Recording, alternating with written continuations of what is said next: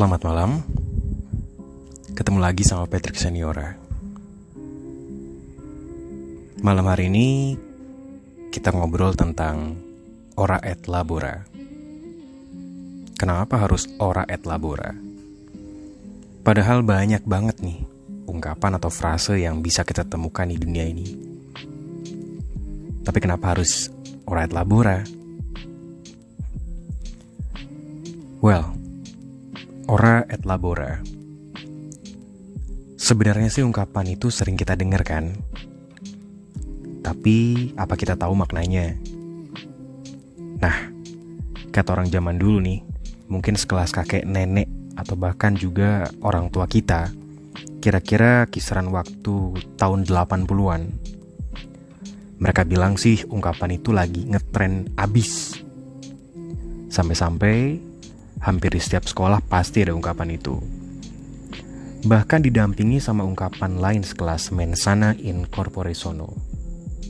Lu main kesana, gue main kesono. Nggak ding. Yang jelas kita udah hafal banget tuh sama ungkapan mens sana in corpore sano, yang artinya di dalam tubuh yang sehat terdapat jiwa yang sehat. Uniknya, waktu itu ungkapan itu seolah-olah ditulis untuk dijadikan pedoman, atau kerennya pegangan hidup kali ya. Dan lebih uniknya lagi, banyak orang yang percaya. Sampai akhirnya waktu dunia tercengang, terkaget-kaget sama fenomena Stephen Hawking, yaitu seorang profesor matematika dan bahkan mungkin fisika ya dikenalnya, yang dikenal di Cambridge dan ketua Royal Society, atau kalau zaman dulu-dulu banget nih, jabatan ini pernah disandang sama Newton. Yang notabene Stephen Hawking ini adalah orang difabel dengan kondisi tubuh yang sangat rapuh, bergantung sama kursi roda, gak bisa bicara, dan hanya berkomunikasi lewat komputer. But overall, dia mampu melahirkan teori-teori fisika yang brilian. Dia disebut sebagai legenda hidup pada abad ke-20. Manusia paling jenius setelah Einstein. Akibatnya, jelas dong, paradigma mens sana in corpore sano itu yang sudah termasyhur akhirnya punya kesan digugurkan, walaupun masih senang dan sering kita dengar sampai sekarang. Nah, beda banget nih sama ungkapan ora et labora. Makna sebenarnya untuk simple yang bisa kita dapatkan dari ora et labora, artinya adalah berdoa dan bekerja. Tapi ironisnya, kita justru ngerasain secara nyata saat kita dapat malapetaka, musibah, masalah, atau apa deh namanya. Bener kan?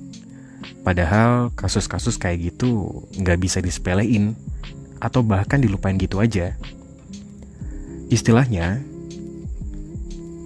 kita kalau udah dapat seneng, ya seneng terus. Sampai-sampai kita lupa bersyukur sama yang udah ngasih kesenangan itu, yaitu Tuhan. Baru setelah kita kehilangan segalanya, justru kita mulai PDKT lagi sama Tuhan. Kalau udah gini, kita justru nangis-nangis minta keajaiban agar hidup kita jadi berubah. Coba deh kita pikir, kalau Tuhan tanya ke kita kayak gini gimana? Kemana aja lo kemarin waktu lagi seneng? Boro-boro lo inget gue. Sekarang lo nangis-nangis minta kemudahan. Di mana otak lo?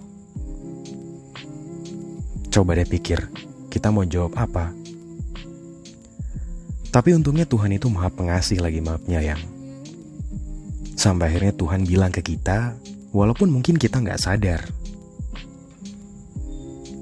Ya udah, nih aku kasih lagi apa yang kamu minta. Tapi jangan sampai lupa lagi ya sama aku. Kalau enggak, akan aku ambil lagi nih pemberianku yang perlu kamu tahu juga, wahai makhlukku. Aku begitu sayang padamu. Kalau kamu dekati aku dengan berjalan, maka aku berlari menyongsongmu. Kalau kamu dekati aku sejengkal, maka aku mendekati sehasta padamu. Jadi jangan lupakan aku. Rugi deh kalau sampai lupa. Jadi kira-kira gitu deh kalau Tuhan bicara sama kita. Makanya walaupun kita sering lupa sama Tuhan kita nih, Tuhan tetap sayang sama kita. Masih tetap ngasih rejeki, kebahagiaan, juga kemudahan dalam menjalankan semua kegiatan di dunia ini. Coba, kurang sayang apa lagi Tuhan itu? Ya emang sih, kita juga dikasih masalah yang banyak banget di dunia ini. Tapi itu juga ada tujuannya kan? Kalau nggak buat negur kita, yang lagi lupa sama Tuhan kita nih, tujuan lainnya ya Tuhan sedang membentuk kepribadian kita, mempertinggi iman kita, juga kedewasaan kita yang hasilnya tentu saja Tuhan ingin kita jadi bahagia dan tetap ingat sama Dia. Tapi kalau kita sering lupa sama Dia, Tuhan kita nih, kita sendiri kok yang rugi. Gini deh, kita ungkap dari awal ya, kalimat berdoa dan bekerja. Jadi bekerja tanpa doa itu kayak kita jalan, tapi kita buta. Sedangkan kalau doa tanpa usaha, sama aja kita minta tikus buat bertelur, alias hopeless man. Masalahnya, kita itu butuh keseimbangan.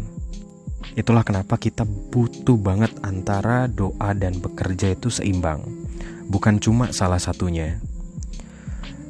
Nah, kalau dilihat dari kacamata hubungan personal sama Tuhan, kita juga butuh keseimbangan komunikasi. Ya istilahnya, kalau kita gape buat komunikasi sama manusia, jago banget tuh kita komunikasi sama manusia, kita juga harus jago dong buat komunikasi sama Tuhan. Dengan begitu kita tambah deket deh sama Tuhan. Dan pastinya kita juga dapat banyak kemudahan di dunia ini. Gak rugi deh, toh hati kita juga jadi tenang kan. Jadi bener dong, kalau ora et labora itu pantes banget nih, dan masih hidup sampai sekarang, dan pantes buat diikutin sebagai pedoman hidup juga.